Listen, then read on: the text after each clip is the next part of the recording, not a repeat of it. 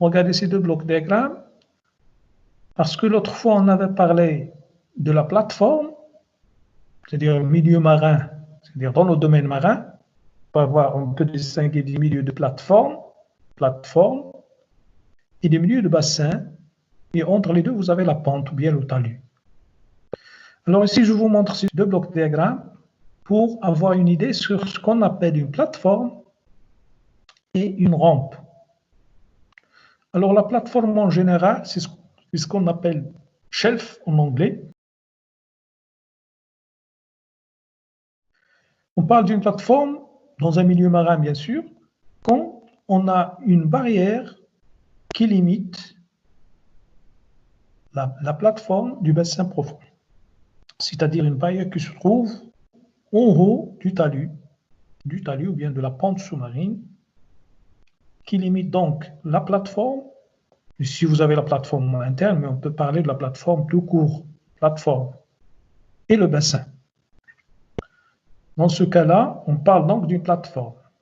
Mais quand il n'y a pas cette barrière-là, regardez donc la plateforme, si vous voulez, passe d'une manière progressive vers le bassin ici, bassin profond. C'est-à-dire la partie peu profonde passe progressivement vers la partie profonde ici, le bassin. Donc on parle d'une rampe généralement carbonatée, formée par des carbonates, des dépôts de carbonate en général. Voilà donc la différence entre plateforme et rampe. Ici, comme j'ai dit, vous avez plateforme interne parce que même au niveau de la plateforme, on peut distinguer la plateforme interne, la plateforme externe. Quand vous êtes du côté de la barrière, ici, et vous avez donc une plateforme très vaste, on peut distinguer la plateforme interne du côté du continent et la plateforme externe du côté du bassin profond. Vous avez également ce dessin en bas qui montre tout simplement ici la subdivision, si vous voulez, d'une plateforme, ce qu'on appelle donc une subdivision bionomique, si vous voulez, de la plateforme. Lorsqu'il faut retenir, c'est qu'on peut avoir des subdivisions ici en surface et des subdivisions ici en bas. C'est-à-dire au niveau donc du substratum ici, au niveau du profil, si vous voulez. Alors pour les subdivisions ici en haut, donc vous avez le continent de ce côté, là où il y a les dunes, par exemple, c'est le continent. Vous avez ce qu'on appelle arrière-plage, ou bien back-shore en anglais, back-shore, arrière-plage ici, l'arrière de la plage. Vous avez la plage ici, la plage, ou bien le shore, ou bien l'estran, la plage, estran, shore. Ici, c'est l'arrière-plage. Ici, vous avez l'avant-plage, ou bien le foreshore en anglais, ça devient profond ici. Puis vous avez le large, le profond, offshore, dans lequel on peut distinguer l'inférieur et le supérieur. L'inférieur, c'est très profond. Le supérieur, c'est moins profond. Alors, voilà donc les subdivisions au niveau d'une plateforme. Alors, ici, on peut parler de la plateforme externe. Par exemple, ici, la plateforme externe, ici même, au niveau du large supérieur, peut être considérée comme plateforme externe. Et ici, vous avez la plateforme interne, du côté du continent. Bien sûr, dans le large, comme vous voyez ici, inférieur et supérieur, on peut distinguer une limite de profondeur ici, qui correspond à la limite d'action des vagues de beau temps. Parce qu'ici, il va y avoir des vagues importantes, il peut y avoir des limites, c'est-à-dire ils peuvent atteindre certaines limites en profondeur.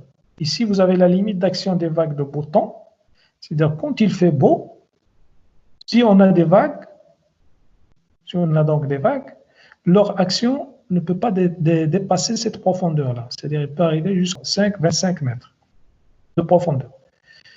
Mais quand vous avez des actions des vagues de tempête, quand il s'agit donc de tempête avec des vagues très, très importantes, ils peuvent arriver jusqu'à 100 mètres de profondeur. Donc vous avez deux limites ici. La limite inférieure ici, c'est la limite d'action des vagues de tempête, qui va arriver jusqu'à 100 mètres de profondeur, et vous avez la limite de vagues de beau temps. Entre les deux ici, C'est ici où se forment, par exemple, on va voir donc des dépôts de tempête avec des structures très particulières, des structures et figures sédimentaires très typiques qui indiquent donc cette action de vague de tempête. Ici, sur le profil, par exemple, au niveau de la plateforme interne, on peut distinguer ces subdivisions-là. C'est des subdivisions qui sont en relation, bien, qui peuvent être identifiées par l'action des marées. L'action des marées, les courants de marée. Parce que vous avez ici les courants de vagues et vous avez les courants de marée, bien sûr. Alors, quand on se base sur l'action des courants de marée, on peut distinguer ces étages au niveau de la plateforme, surtout la plateforme interne. On parle de l'infratidal quand on est au-dessous de la limite d'action du courant de marée. Ici, cette limite-là. Donc, l'infratidal, c'est profond. C'est déjà, on est dans la plateforme externe, si vous voulez. Puis, l'intertidal, c'est la zone de balancement des marées. Ce qu'on peut appeler également la zone de balancement des marées. Intertidal. Ici, basse marée, ici, haute marée.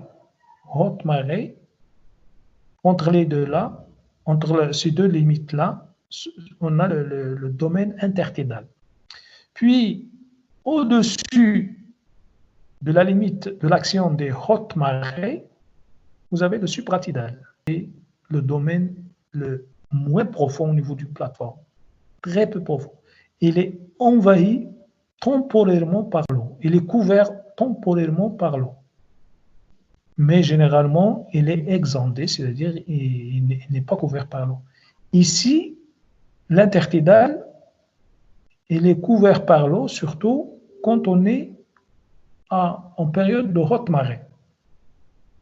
Quand la marée monte, cet endroit-là, cette zone-là est couverte par l'eau. Mais quand la marée baisse, cette zone est exemptée. Ici, il est souvent exondé, mais parfois couvert par l'eau. Supratidal, donc c'est la zone la moins profonde au niveau de la plateforme. L'infratidal, c'est la zone profonde. On peut l'appeler également la zone subtidale. Subtidale ou bien infratidale, c'est la même chose. Voilà, donc c'est pour avoir une idée sur ces subdivisions, si vous voulez, au niveau de la plateforme. Donc, c'est le domaine marin. Au niveau du domaine marin, comme je vous ai expliqué l'autre fois, on peut distinguer donc le domaine de plateforme, le domaine de talus ou bien de la pente, puis le bassin profond.